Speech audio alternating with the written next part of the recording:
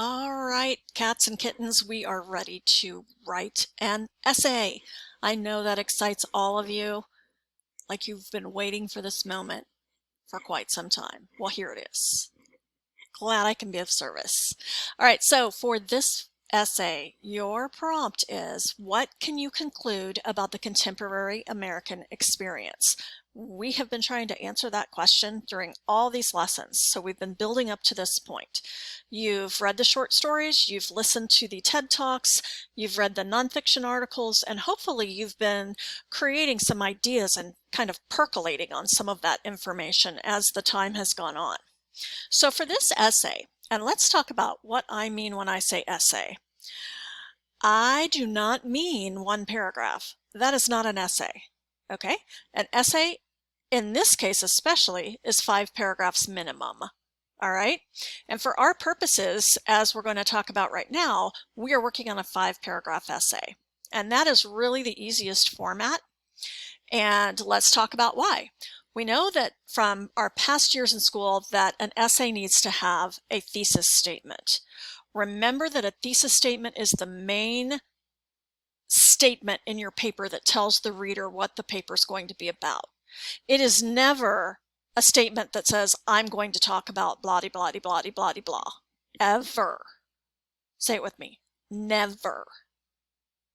Okay. So, an example. Pizza Hut pizza is the best pizza around. Can you argue with that? Absolutely. Okay. If you're a Papa John's fan or a Papa Murphy's fan or a Domino's fan, my goodness, you can totally argue with that. So the number one, a thesis statement is arguable. Number two, there are several different types of thesis statements, but we are going to work with a 3-point thesis statement for this essay. And what I mean by 3 points is, you need to have 3 things that you have learned about the American experience, and you need to craft those into a thesis statement. I have an example here. The American contemporary experience is 1, vastly different for each individual, 2, largely dependent on social class, like how much money you have, and 3, varies based on one's citizenship. All right, so from all of the reading that I've done, I can definitely talk about how the American experience is different for each individual, from myself to the short story characters to the real life people that we listened to and read about, right? I can go into some depth there. Largely dependent on social class. Well, I'm immediately thinking back to the salvage the bones, for sure. That would definitely be something that I could talk about. And the DACA article, I could definitely talk about it there. And living the American dream, really. And that leads me into also the citizenship. So I'm pulling in my head right now, I'm just pulling all kinds of different things I could talk about for each one of these points.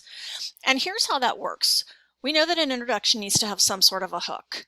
So, you can ask a question, you can make a statement, you can do all kinds of things there, right? For your hook. And then you'll have a bridge sentence and you'll go straight into your thesis statement. Big question, can you use the example thesis statement that I have written here? Absolutely.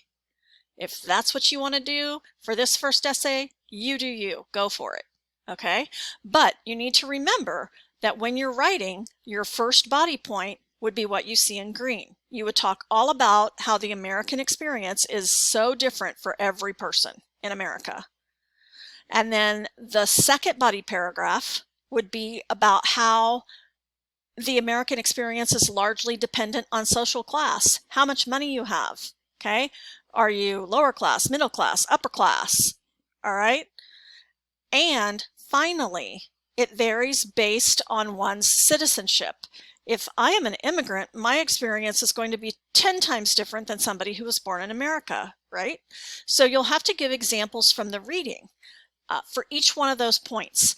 And make sure you remember that with a 3-point thesis statement, you go in the same order that you write the points in the thesis statement. So if I put vastly different for each individual first, that needs to be right here. If this is my second one, it's here, and so on.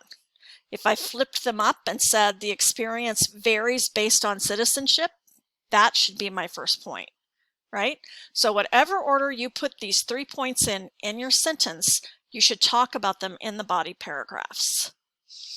All right, so what am I looking at for this essay? What is the main focus going to be as far as a grade goes?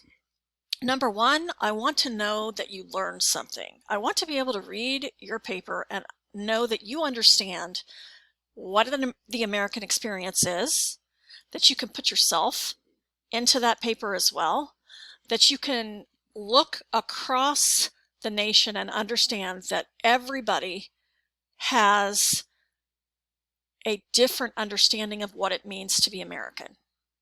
All right, and prove that. Prove what you're telling me with examples from what you've read and what you've listened to.